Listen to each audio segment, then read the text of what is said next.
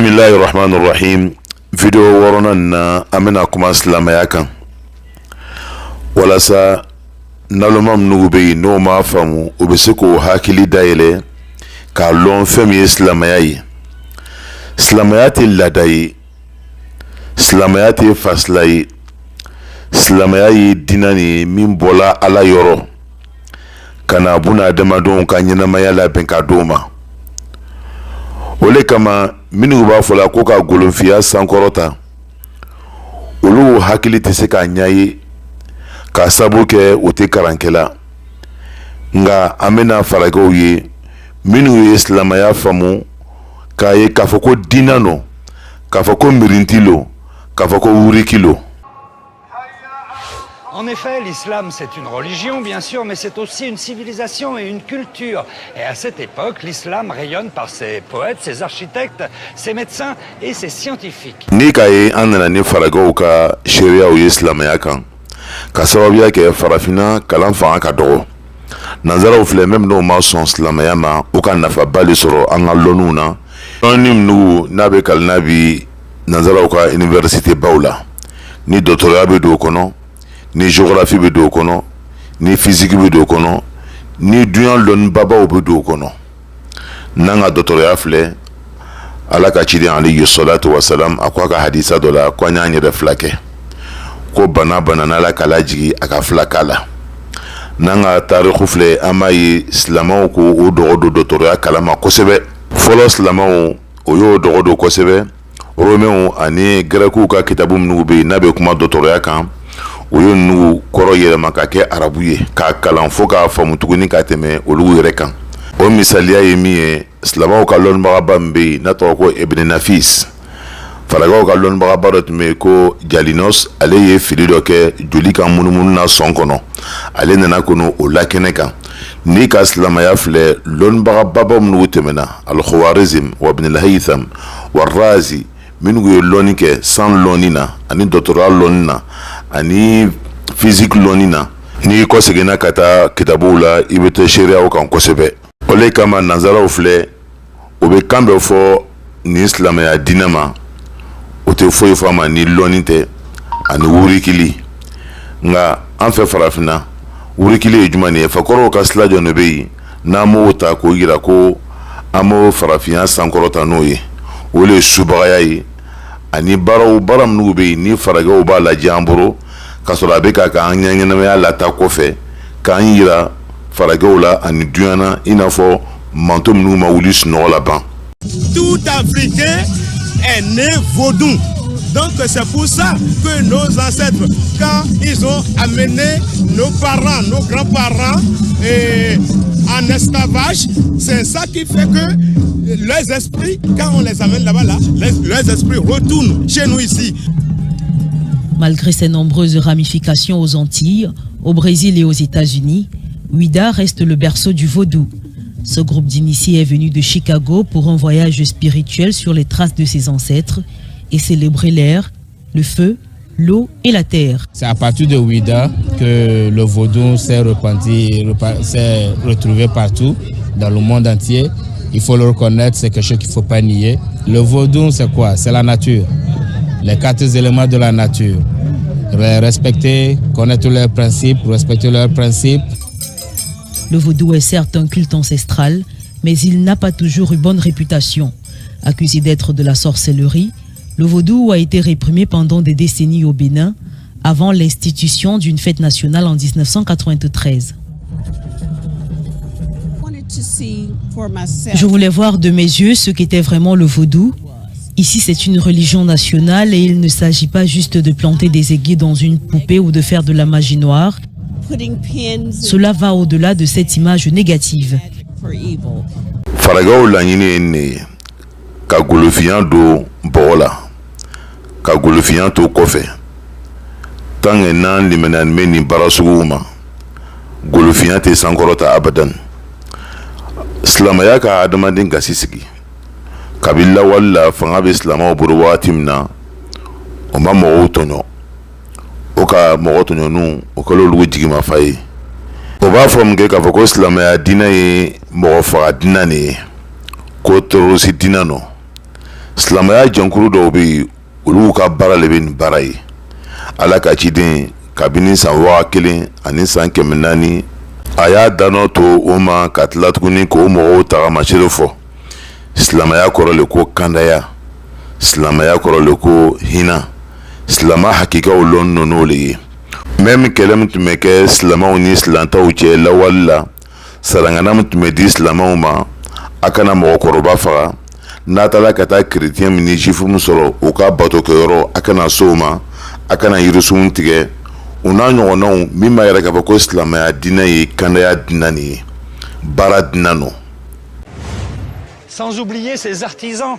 Les tanneurs de Fès, par exemple, travaillent encore comme au XIIe siècle. Ils sont réputés dans le monde entier. Silamaya ye hina diinɛ nin ye silamaya ye bɛn diinɛ nin ye silamaya tɛ terrorisiya ye. L'islam, pour l'époque, était une religion très tolérante. Par exemple, beaucoup de juifs qui étaient persécutés par les chrétiens sont venus chercher refuge dans des pays musulmans. Ici, à Fès, ils étaient installés dans ce quartier, le quartier du Mela, et ils avaient accès à toutes les fonctions, même les plus hautes. Ni ko segina ka taa taarixu filɛ juifs ni chrétiens o ka bɔnni minnu la ɲɔgɔn kan dan t'a la nka silamaya ka fanga sɔrɔ wagati min na a ka bɛɛ lajɛlen bisimila nanzarasan san 100 ani san 15 hahamu tun bɛ n'a fɔ ma ko akeba n'o b'a ko abasanatu tilmudiya juifs ka nanzara min faga o san na mɔgɔ 200,000 libi dɔrɔn pe la ani mɔgɔ 100,000 ani mɔgɔ 40,000 o kɛla Qobrus chrétiens b'a la jobatolaw b'a la nga makan jamana kan ka daminɛ lawali la ala ka ciden ka wagati Madina ala ka ciden ni yahudiyaw ye sigi kɛ o y'a kɛ bɛnkan de kan o tun b'o ka baaraw kɛ o tun b'o ka sɛnɛw kɛ dɔ tun tɛ se dɔ ma fo wagati min na o nana ka na layirukan bɔrɔtɔ ni o lɔn n'o taarixu la ɲami kan n'a fɔla ko silamaya tuguni silamaya ye diinɛ nin ye diinɛ min bɛ silamaw ka ɲɛnamaya labɛn ka d'u ma furu siri togo tiɲɛ tilan togo sanni feere kɛtogo adamaden ka ɲɛnamaya bɛɛ lajɛlen silamaya bɛna ka nin bɛɛ lajɛlen labɛn k'a d'i ma i b'a kɛ kɛko ɲuman na o b'o ta min o b'o ta ala kumakan ani ala ka ciden ka hadisa kumaw minnu sahan nɔ mais nanzaraw yɛrɛ sɔnna ma k'a fɔ ko ala ka ciden ka kuma dɔw bɛ yen a tɛ kuranna kɔnɔ nka a bɛ kuranna sɛbɛntiya ka sabu kɛ ala ka ciden ka kuma sahanuw fana ye wahayu le ye ka bɔ ala yɔrɔ an bɛ seli ni kuranna ye nka an tɛ seli ni hadisa ye nka o fila bɛ ɲɔgɔn dafa ka sabu kɛ la yantiqu anil hawa a tɛ kuma a kunfɛ in huwa illa wahyun yuha a bɛ fɛn fɛn fɔ ala le b'a ala bila bɛɛ lajɛlen na. Quand on parle de l'islam, il y a aussi un mot qui revient souvent et qui peut faire peur parfois, c'est le mot charia. Eh bien, la charia, ça veut dire tout simplement la voie, le chemin à suivre pour les musulmans. En fait, c'est la loi islamique, un ensemble de règles que les musulmans doivent respecter. Et cette loi trouve ses fondements dans des textes très anciens. Pour mieux comprendre, on va remonter aux sources et on devrait trouver des réponses ici, dans la bibliothèque de la célèbre mosquée Qarawin, dont certains ouvrages remontent au IXe siècle.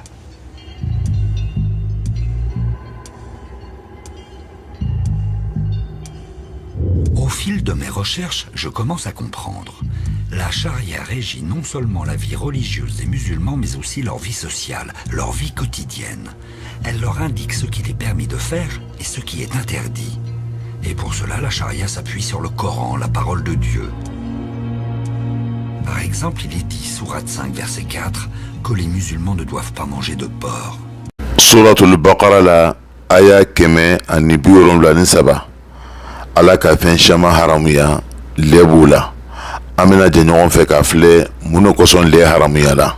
Vous êtes-vous déjà demandé pourquoi l'islam interdit la consommation de porc? Des études scientifiques et des recherches médicales ont révélé plusieurs risques pour la santé liés à la consommation de porc. Parmi ces risques, la présence de parasites tels que la trichinose, une infection causée par des vers ronds parasites trouvés dans la viande de porc crue ou mal cuite est particulièrement préoccupante. De plus, la viande de porc peut être un vecteur de bactéries nocives telles que la salmonella et le coli, connus pour causer des maladies alimentaires graves. Il est également important de noter que la viande de porc contient des niveaux élevés de cholestérol et de graisse saturée, ce qui peut contribuer à des problèmes de santé tels que les maladies cardiaques et l'hypertension. Ces constatations médicales et scientifiques appuient l'idée que l'évitement de la viande de porc peut avoir des avantages tangibles pour la santé. L'interdiction de consommer du porc dans cette tradition religieuse illustre l'influence profonde que peuvent avoir les croyances et les préceptes spirituels sur les aspects quotidiens de la vie. Nanzaraw y'a faamu k'a fɔ ko Ala ka ciden alayhi salatu wa salam a tɛ kuma kunfɛ, même n'a kumakan ma kɛ kurannakan ye, nga wahayu jigin no Ala bolo k'a d'a ma, n'o bɛ se ka adamadenw ka ɲɛnamaya fɛnɛ labɛn, n'o bɛ se fɛnɛ ka tuguni ka sariya dafa k'a d'a ma.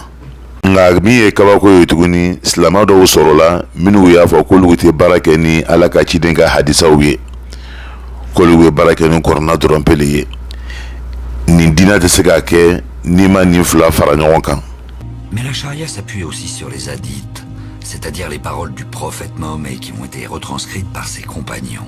Et il y en a des milliers sur tous les sujets, mariage, héritage, hospitalité et même bonne manière à table. Donc la charia, Jamy, elle s'appuie à la fois sur le Coran et sur les hadiths. Mais parfois, elle prévoit des peines et des sanctions terribles. Coup de fouet, amputation des mains, mort par lapidation. Le Coran et les hadiths sont des textes sacrés. Ola e mɔgɔ mɔgɔ ne bɛ réseau kan, I y'i janto I ka silamɛya la. Silamɛya min n'i b'a la ni, I y'a kunna yiri bɛ nin de la, I y'a kunna diya fɛnɛ bɛ nin de la. Nka jankuru min bɛ yen n'a bɛ f'o ma ko kebitu, ani o bɛ na ni mɔgɔ minnu ye ni silamɛya tɔgɔ dalen b'o la, n'o ka nin dina kalan walasa o bɛ se ka nin dina buruja, wala ka siga don mɔgɔw la nin dina na, I n'a fɔ an ɲamɛ min na jalan, minnu b'a fɔ ko hadisa ko tɛ jɔn ye. Ninnu bɛɛ lajɛlen nana ni walasa u ni kemitu u ni silantanw bɛ da don file kelen ka ni silamɛya k'a nege bɔ mɔgɔw la, walasa kafiriya bɛ se ka fanga sɔrɔ ɲamu kan. Hadisa ani kuranna I tɛ se ka nin dina faamu, I tɛ kɛ silama hakika ye f'i ye limaniya nin fila ma. Silamɛya juguw ka mɔgɔ labɛnnenw nɔ minnu bɛ se ka siga don mɔgɔw la nin dina na, k'an ka dina balimaw bin k'a fɔ ko ka baara kɛ ni kuranna dɔrɔn pe ye.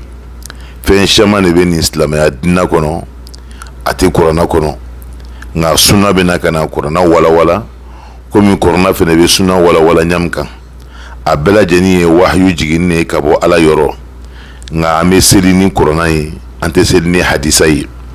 Même silantan minnu bɛ yen n'o bɛ recherchew kɛ, o y'a sabati k'a fɔ ko n'i y'a ye silamɛya dina yɛrɛ a faamuyala kosɛbɛ, kuranna ani hadisa o fila kɛni ka kɛ silamɛw ka bolokɛnɛ ye, o de ye nin silamɛya dina kɛ dina ye, dina min n'a bɛ adamaden ka ɲɛnamaya labɛn ka ban k'a ka kiyama labɛn.